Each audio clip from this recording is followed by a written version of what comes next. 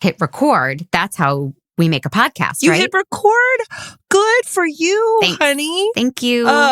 You are single-handedly pushing forward the women's movement. Hey, everybody. Welcome to the Mandcave. It's the only podcast hosted by two best friends with nothing in common except their names. I'm Mandy Fabian. I'm Mandy Kaplan, and each week we test the limits of our friendship by arguing over, I like that I always say books first. We very rarely read a book, people. We argue over movies and podcasts and everything else that we disagree about. Which is everything. Grab a couch, let's get to it.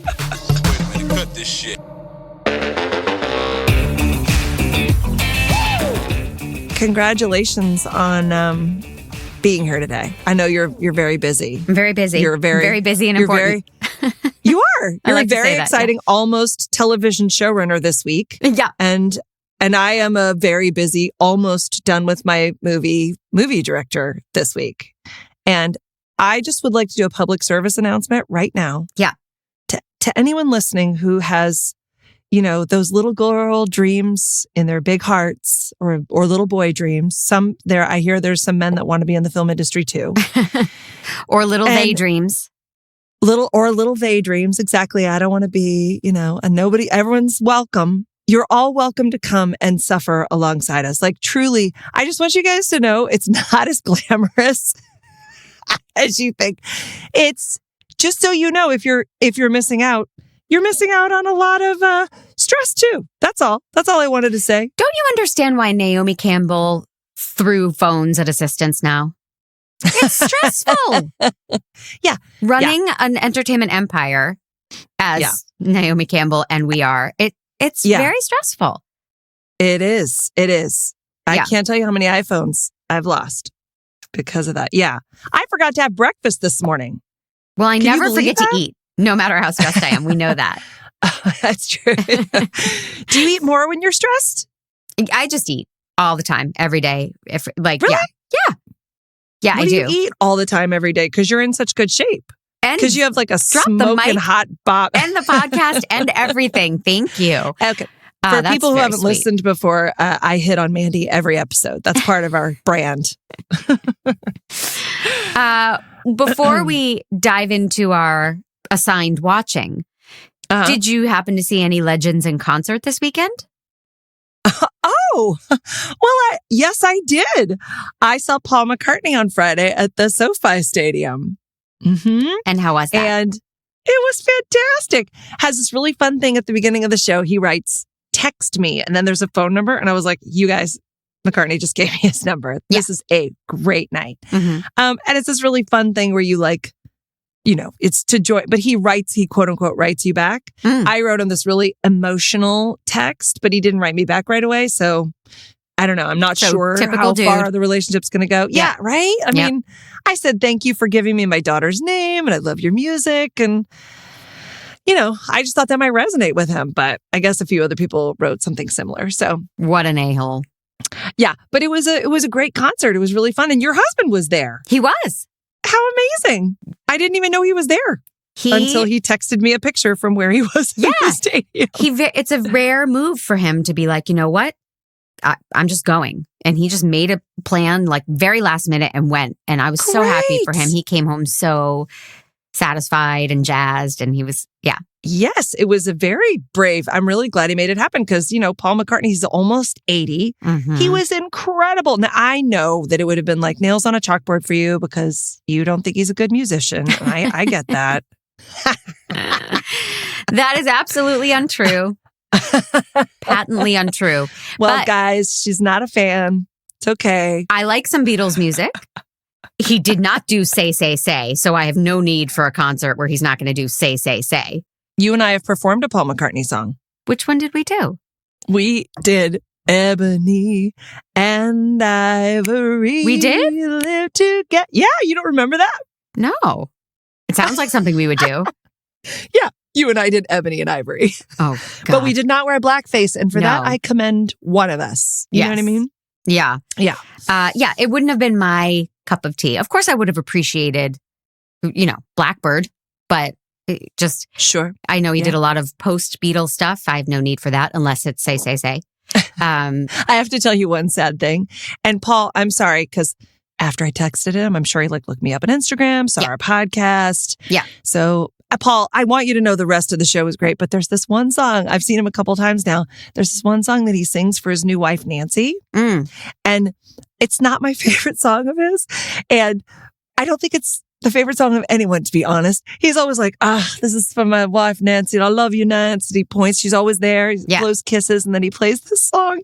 And afterwards, I'm always like, oh, sorry, nobody likes your song, Nancy. Like, how sad to be the one that you're like, of all the love songs in all the world, I'm your wife and I get the worst one.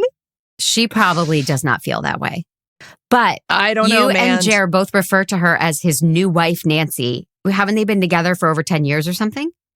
I think you're all holding on to Linda. Well, sure. Right? Yes. Yeah. And then the other one.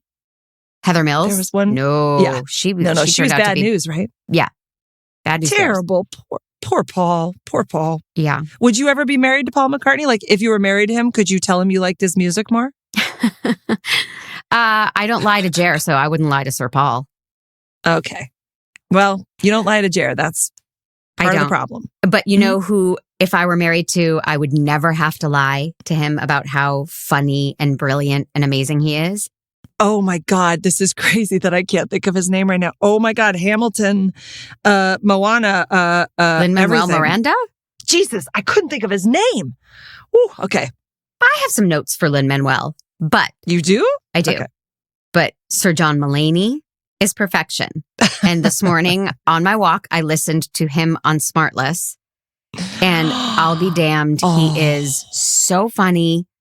And he's being brutally honest about his relapse and his recovery. And it's not, he doesn't delve. He's just like, yeah, I relapsed and I'm sober now and I'm handling it. And he, but like, he's so open about it. It's not. That's amazing. Didn't he just trash a wife or something? I don't know enough about it, but didn't he just trash didn't he leave his wife? A couple of years he and his wife split. And now he's with Olivia Munn and they had a kid together. Oh my goodness. And then he relapsed. Yeah. Yeah. Oh, poor John. He relapsed That's a tough. I think back in the fall, like December, January. Oh, but that's a tough road. Yeah. But I just love him. You and I have seen him together in concert. Like, I think he is the best at comedy. He wins comedy. He's hands down the best out there. He never fails for me. I just love him. So that's my pop culture recommendation is listen to the Smartless with John Mulaney. Not right now. Right now. No. Don't do that. Don't go. Yeah. Where are you going? Stay with us. We love you. Horse in the hospital. I can be John Mulaney. Okay. Okay. Well, let's talk about what we watched this week. I assigned something I thought was very Mandy friendly. Both Mandys. Under the Banner of Heaven. Yeah. We read it together for a book club ages ago. Okay. And now we get to see it living on the big screen. It's a limited series on FX and Hulu. What'd you think? Did you watch more than one episode? No, because I hated it. Yeah, me too. Yeah. This is a miss. Here's the thing. A swing and a miss. A huge miss. But you know what? I was reading a review in the Hollywood Reporter and they did not feel that way at all. It's getting good reviews? Well, the Hollywood Reporter liked it. I feel weird. It's probably such a prestige thing that they have to jump on board and support it. Why don't we share the trailer, Pete? Yep. Handsome Pete, if you would please play the trailer. Heavenly Father, we ask that we might be instruments in thy hand to fix what we find broken. In the name of Jesus Christ. Amen.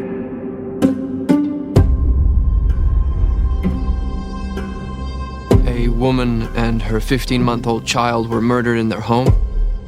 We are asking the public for their help. We aren't a community that usually locks its doors.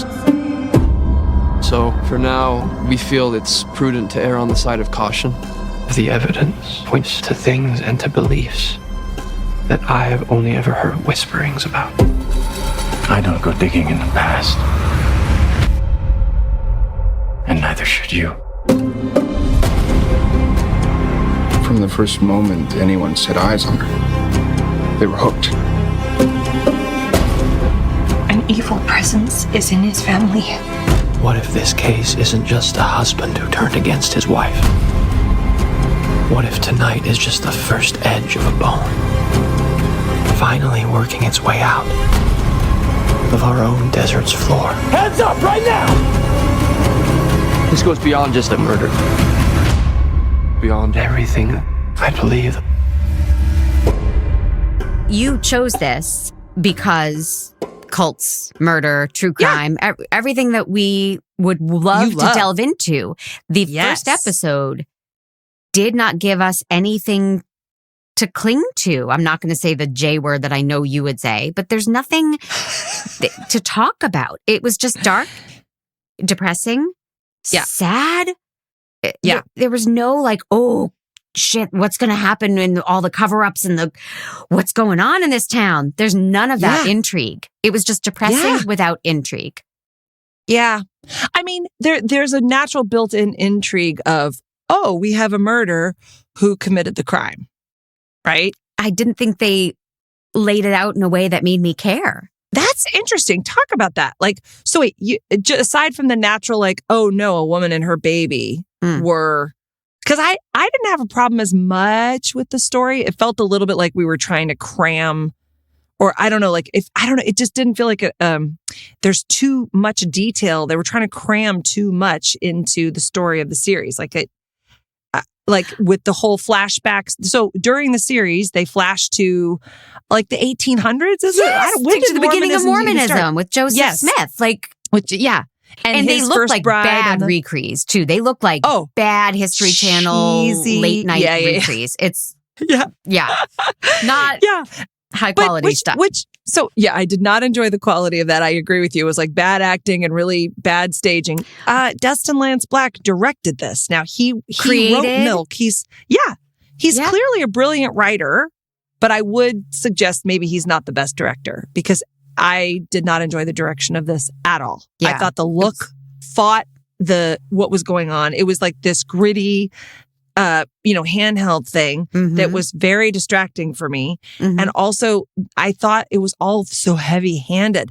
The music was so heavy-handed and the performances were so dramatic. They started dramatic and they ended dramatic. It was like there was no breath. And even the Mormon family was so like on the nose creepy. It was creepy. I mean, and interesting. I will say that. That's what I missed. So, first of all, there's nary an American actor involved, which is so strange. So there's a lot of whispering because I believe that's what a lot of British and Australian people do when they are doing an American accent. Like, thank you, Nicole Kidman, for that secret. If you just pull back and whisper everything, you find it easier to maintain your American accent. So Andrew Garfield is playing our lead, investigating the death of Daisy Edgar Jones, right? Yeah. Really un-American. Sam Worthington plays one of these weird brothers in this culty family. He's not American. I looked up somebody else because I was like, the guy they think did it. The first perp they bring in. He might even be Irish. He's a whisperer. He's not American. Serious? Nobody's American. Oh, wait. The guy who played Alan, Billy Howell is his name. Okay. I thought he was... I thought his performance was great. I couldn't even get past it because it was just so... There was just a camera slightly above him and he was looking into it, looking intense and scary and sad with no lawyer present. At no point do any of these people say, could I have a lawyer? You're bringing me in for murder. Well, it would be interesting to know if Mormons are allowed to have lawyers, if they put all of their value into Heavenly Father. Mormons are big into lawyers, I think. Oh, that's right. Because we watched a documentary, I can't even remember what it was, about the Mormon. There was like a murder and the Mormon lawyers all swooped into. Mormons got lawyers. For some reason, everything I'm saying today sounds like a punk band. Like I said, depressing without intrigue and Mormons got lawyers. I'm gonna start Mormons punk palooza with all my bands. I need a new project. Let me make a note. I Punkpalooza. would go see Mormons Got Lawyers. That sounds really, really good. Right. Yeah. So I just, it missed the mark on every level to me. You bring up a good point about all the un-American talent, because I think, since it's not a great show, we could pivot to the discussion of the immigration problems that we have in our country. Yes, let's do that. Which, and I've said it on this podcast before, I believe we need to stop letting these people in and taking our jobs, right? These white Canadians and Australians and British and Ireland, I'm sorry, go home. We're looking go at back you, to Will your Arnett. country. Yeah. Yeah. Well, I kind of like Will. I do feel like America's a better place because of Will. But I think they should all be Will Arnett status. You know what I mean? And he's very American. He seems very American in his value system.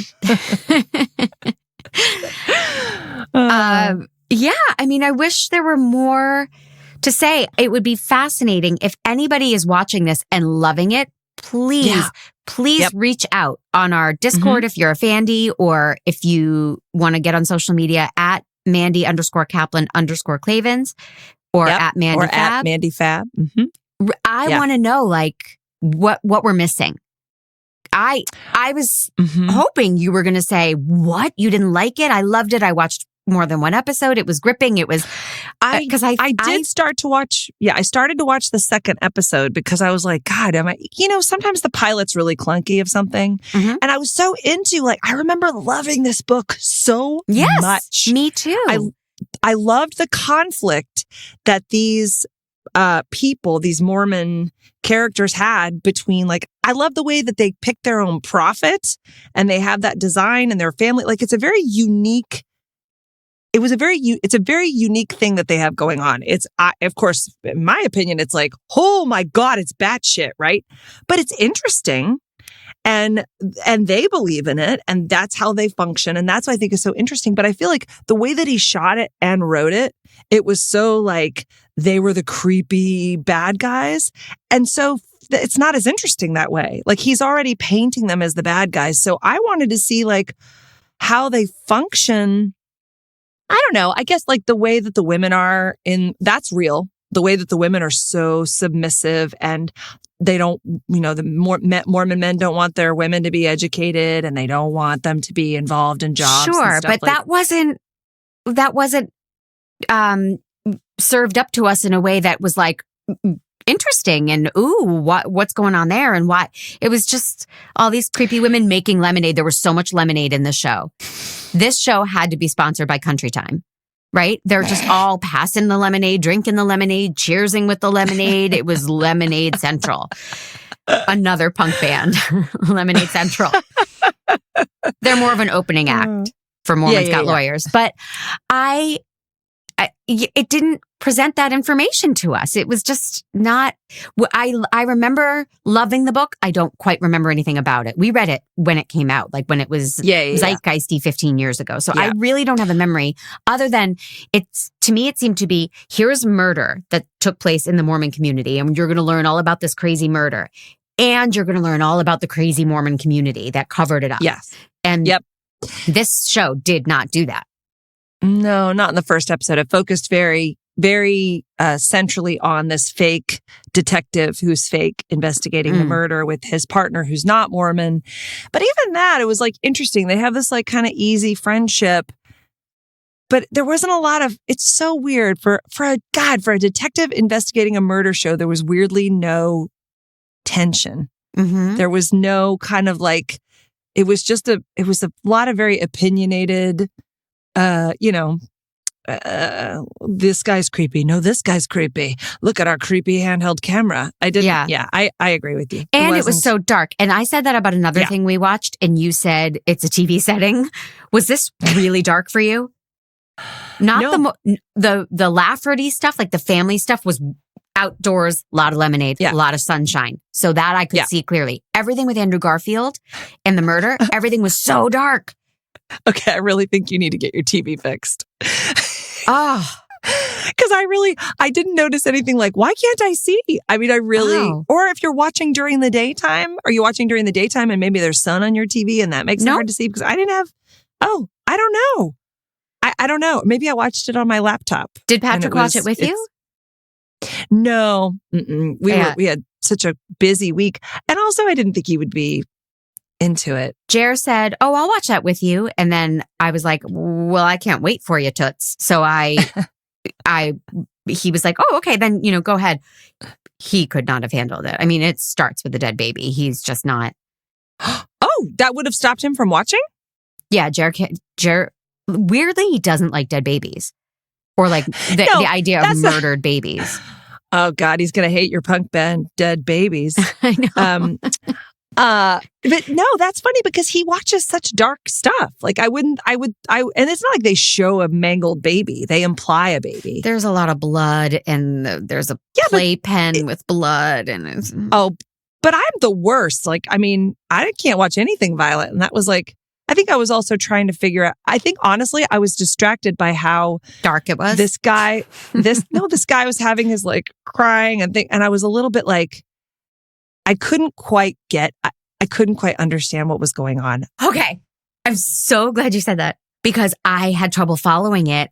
I even had to, because I had to watch it in increments because I'm so busy and important. So I had to go back and be like, now I can't even remember how we got here. So I had to like rewind and watch again. Plus Hulu's so annoying that it doesn't pick you up where you're supposed to be. Anyway, so and I was like, I can't admit, because I don't think this is like really supposed to be all that confusing, right? It's not like high concept. And I couldn't follow some of it. And I didn't want to admit it. So thank you. You just set me free.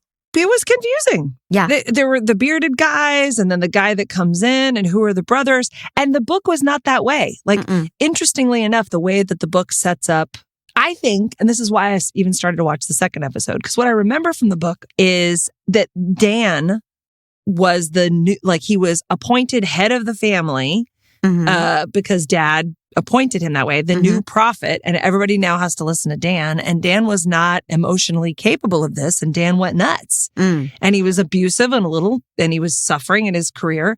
And so the story of Dan was really interesting, and it kind of started to get into that in the second episode. Is Dan the one they find at the end of the pilot?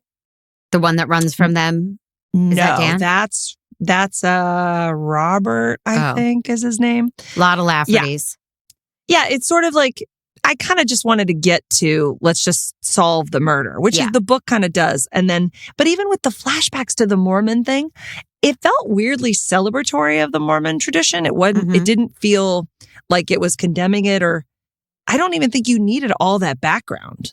Well, I'll say Book of Mormon does a ton of actual telling of the Book of Mormon and the explanation of Mormonism. And yes, it's mocking a lot of it, but it does it with a great deal of respect too. No one wants to piss off an entire religion. No, and my guess is that Dustin Lance Black sat everybody down and said, we're going to tell this story in a way that respects this religion. Yeah, he's Mormon. Dustin Lance Black is Mormon? He was raised Mormon, yeah. A gay Mormon. Oh, see, now there's your story. There's your story. Yeah. Well, that kind of, you get the opinion of that's his perspective of what Mormons are like. I didn't realize he was raised Mormon, but a big swing and a miss. Yeah. Wanted to love it. Just didn't. But that's okay, because honestly, I could use less television these days. I know. Can I ask a favor? Sure. If we're not playing the title game, are we playing the title game with this? No. Can we play the title game with this? Sure. Is that the one we played last week? Yeah. Sure. Okay. One man job. How many do you give it? I give it, I give it like 2. It really did not grab me. Too bad. Okay. So for those who haven't listened to last week's episode, and shame on you, I hope you can live with that regret. Unbelievable. You take a title and you add other titles to the beginning and the end of it. Like, this is called Under the Banner of Heaven. And I would like to start with Days of Thunder, the Banner of Heaven. Days of Thunder, the Banner of Heaven can wait. Wait. Days of Thunder. I have to write it down or I'll forget. You can remember the banner for a second. Of heaven. Can wait. Can waitress. That's going to be hard. Okay. No, I got this. Hold on. Days. Happy Days of Thunder, There the you go. Banner of Heaven, Can Waitress. There you go. Happy. Happy. Wait. Waitress is hard. I know. Except restful, resting. There you go. Right? Stress, waitress, Restaurant. Rest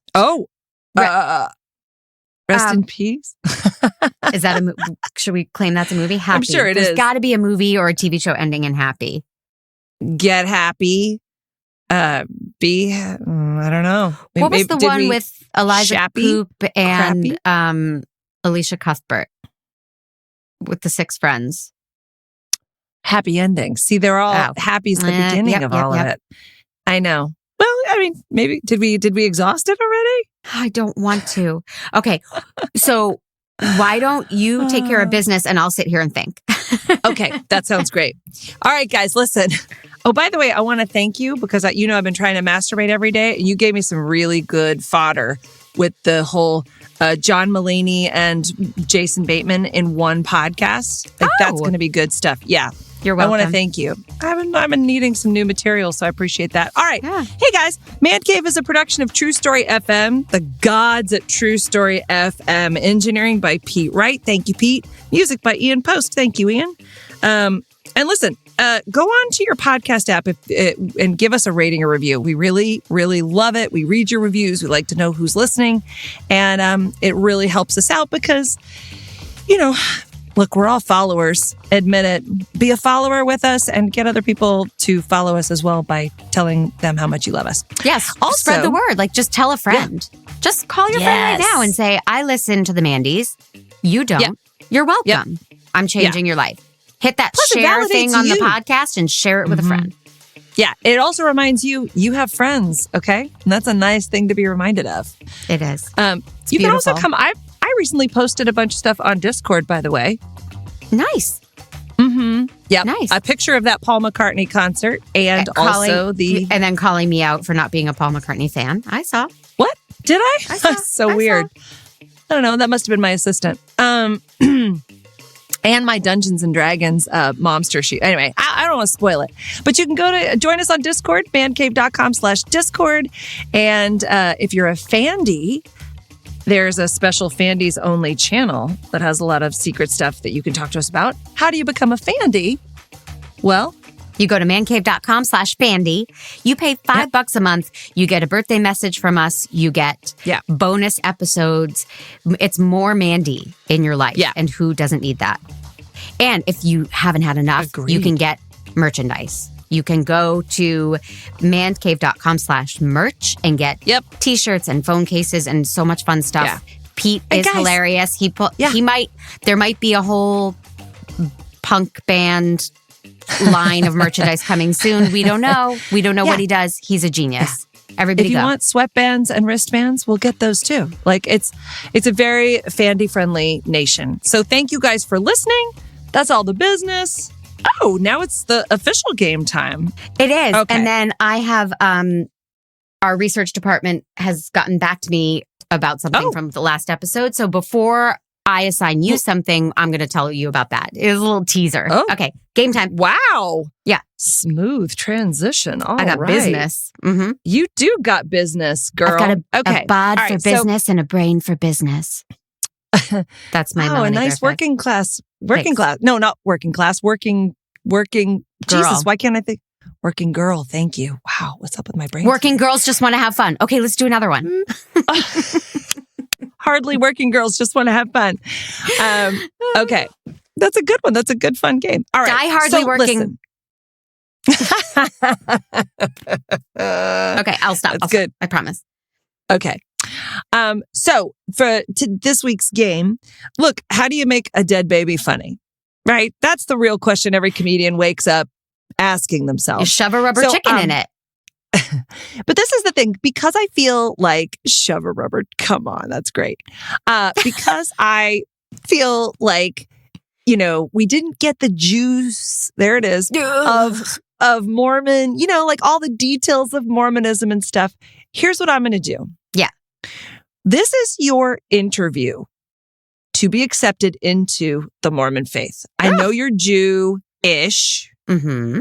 Like you do the Hanukkah and you know how to make a crazy good latke. Thank you. But there's room for growth. And so this is if you, Mandy Kaplan, were going to be interviewed to get into the Mormon faith. I did a little research and I'm pretty sure these are the questions that they would ask you. Great. So here we go. Okay. Are you ready? Yes. And I'm wearing my long johns, my heaven pajamas under my leggings. So I'm ready. Okay. So that's really great because you just answered the first question. What is your version of magic underwear? Well, honestly, I'm going to go in you have been to the beach with me and to swimming pools. I am not a lady who likes to show skin. I'm not a lady who likes a tight garment. So my opposite of that is like, I like to wear a large t-shirt over my bathing suit and stay in it, even in the water. And I've been that way since 3rd grade. So that's my magic underwear. I got to say, this interview is starting off very hopeful because modesty is a big part of our faith. Yes. So you would actually, modesty-wise, you would make a killer Mormon. Thank you. I bet you would even sleep in that magic underwear, right? If I do, I wear big pajamas. Yes. Yeah. And you would keep the crotch zipped up tight in case it was time to make a baby? Always. Yeah. Yeah. Okay, good. Great. That's good. All right, next. That might be the answer to this next question, but let's just play. So because I understand that you are Jew-ish, and what is the most Mormon thing about you as you understand Mormonism right now? My desire to share Jeremy with other women. Ah, okay. This is also very... I would love a couple sister wives. Yeah, this is going great. Yeah. You are an excellent candidate so far. Wonderful. Okay, next. What do you think Heavenly Father looks like? And do you agree that he is American? I'm hoping he looks like if Taye Diggs and Zac Efron had a baby. Yeah. And so he's got those dance moves and that voice and the basketball skills. That's who I picture. And yes, he's American, of course. And he's a woman. Go on. Oh, okay. That last part, that's interesting. Okay. No, it's fine. I'm liking that. Thank you for also just sidebar, pretend now that I'm not Mormon and interviewing you to join the church. That's also more masturbation material for all of our listeners. So, Fandies, you're welcome. Your masturbation dreams come true. Anyway, back to the interview. Now, what do you think the role of women is in, say, math? I think it's baking and that's it. Yeah. Yep. Oh, great.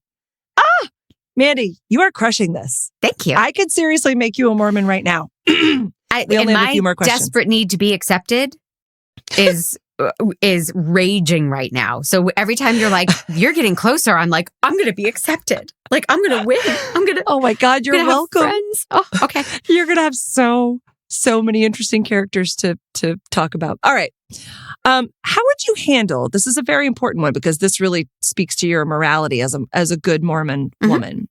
How would you handle a sexual advance from a boy, say 17, with rock solid abs and a driver's license? What would that do for you? Anything? I'm sorry. I tuned out and started touching myself. What? Yeah. Okay. So that's a strike against you. I'm sorry. It's not going so well. That was not the correct answer. Damn it. The correct answer, would have been send him to the 7-Eleven for more saltines to make your pineapple bake for the church picnic. Gotcha. Yeah. Very specific answer. Not everybody gets it. Okay. How do you envision, ready? How do you envision your kingdom after earth? And would you be willing to give up cheese to go there? It is a musical and it is filled with cats, but it is not Cats the Musical. I want to make that very clear. God. Yeah, it is even Mormons have better taste than that. Yes, and filled with cats. And no, I would not give up cheese. I would eat cheese in hell with Satan. Whew. Yep. Okay. Wow, that hurts Heavenly Father's heart. Okay. Yeah. But, I like the I guess the cats are good. All right. Mormon women are put on this earth to provide children and care for children. Describe your day as a mother of 12. Mostly just getting those harmonies tight. Yeah. You know? Okay. Now I really do want you to become a Mormon. Yeah. I'd come to the Kaplan Choir concerts. Oh God, yes. I would love for you to line those little Mormon bitches up and sing for company. I would donate to their 501c3. That's great. Okay. That's my just plan. just a few more questions. These are all great answers. Thank you for serving the faith as well as you do. If there were a physical banner of heaven, which of your photos would be featured on it? I feel the Fandy favorite, where I'm dressed as like a Disney princess. Yep. And there's a bluebird on my shoulder, and I'm holding a bottle of Jack Daniels, and the bluebird is holding a bottle of Jack Daniels. Wonderful. There's so many man-pleasing elements to that photo. We approve. We approve of that choice. Credit where credit is due. Photo shopped by Jeremy David Clavens. Yes, a wonderful prophet. Yes, in a your gift household to all mankind for many reasons. A gift to all mankind. Hey, see what I did there? I think Jeremy's going to like this new Mormon version of you, by the way. I think he is. Okay. Put Jeremy aside because, I mean, maybe he's the answer, maybe he's not. Next question. Yeah. Who is your prophet? Who would you elect, or who do you know, Heavenly Father giving you the word is your prophet? Because it can't be you because you're a lady. At the moment, I think it's Taylor Swift. She is my prophet.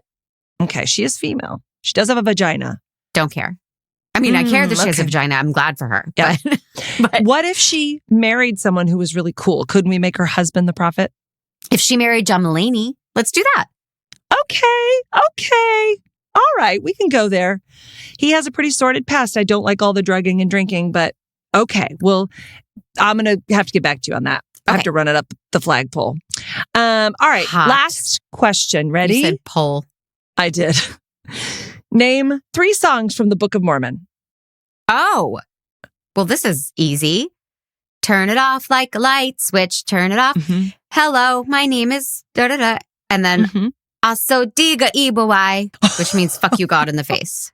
I'm sorry. It is the fuck you God in the ass, mouth, and cunt. So I'm going to have to cross that. You didn't get that one exactly right. Sorry. But that's okay. Now, sing 16 bars of your favorite one. Oh, my favorite song from Book of Mormon? Do I really get to sing? I believe that I don't know the words, and I believe that in 1970 God changed his mind about black people. Black people. I am a Mormon, and dang it, a Mormon just believes. There are selections from Book of Mormon in Miscast, June 12th. Come and join us. Get tickets on Eventbrite. Fantastic. Bring all of your wives and all of your children. Yes. Great. Yeah, you did a pretty good job. There's some disturbing answers, but some really great ones. So, you're maybe half Mormon. I like your character like a work Moor? in this. I really enjoyed the interviewer character, and I wish she would appear on the podcast more often. I liked her. She was very intentional and very direct and clear, and I liked her. Oh, good. Well, thanks. She made me very happy. Well, thank you for accepting me somewhat into the Mormon faith. You're more. I don't know about the mun part, but definitely more. I'm lessman. You're lessman. Yeah. I'm more or lessman.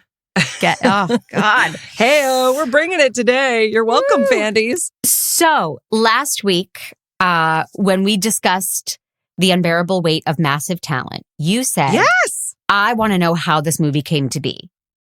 Yes. And then you didn't answer that question. And I listened back to that episode and I thought, I want to know, and I'm sure the Fandies want to know. So it was not a friend of Nicolas Cage's.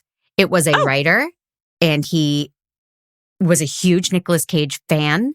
He didn't explain how he got to Nick Cage, but he was like, my writer partner and I thought, if we can get a lunch and have a salad with Nick Cage, that's all we can expect from this.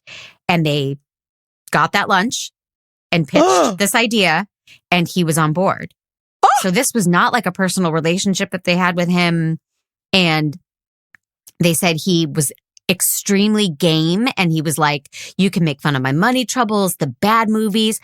Don't make fun of my being an absentee father. That is too heartbreaking. So they had to find a way into that story that Nick Cage approved of. Wow. Because that is a part of the movie, but it's not. Yeah. It's not true to his story, I guess. And I'm quoting this article that I found where they interviewed these guys. And these guys, so there were not other options. They did this as a love letter for Nick Cage. It was only Nick Cage. Wow. Amazing. Oh my God. I love that story. I love that they had this idea, that they got the opportunity to meet him, that he was on board.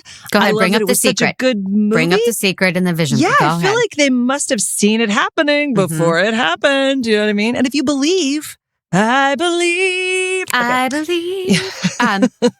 Wow, that's so good. Thank you for doing that, Janice. You're welcome. The recreations in Under the Banner of Heaven were secret bad, I thought. Like, you know how they do some, like, they created some, Yeah. Okay. But The Secret was a wonderful film, you guys, so don't listen to her. Go ahead. Are you ready to find out what you're going to watch? I think you're going to be thrown. It is not topical. It is not new. Really? It is it Tootsie? my favorite movie of all time. Okay. And it came up in conversation recently, and you said, oh, I haven't seen that since it came out, which hurts me to my core.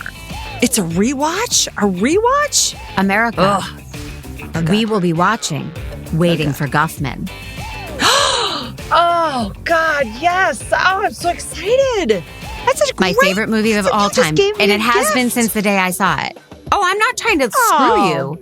I'm just trying to make you a better Heyo. person. Because how could you say to me, oh, I haven't seen it since it came out? Like, no, fuck you. So we're doing this. Good luck. Okay. All right. Very fair. Really nice. I love Yes. it. I can't wait. And I know that there are tons of Guffman fans out there. So Yeah. I'm excited for this conversation. If you want to Yes. contribute, hop in the Discord or on social media and get in the conversation about Waiting for Guffman. It's going to be fun. Yes. Yes. I love it. Oh, awesome. Thank you so much. You're welcome. All right. Until next week. I love ya. I love you.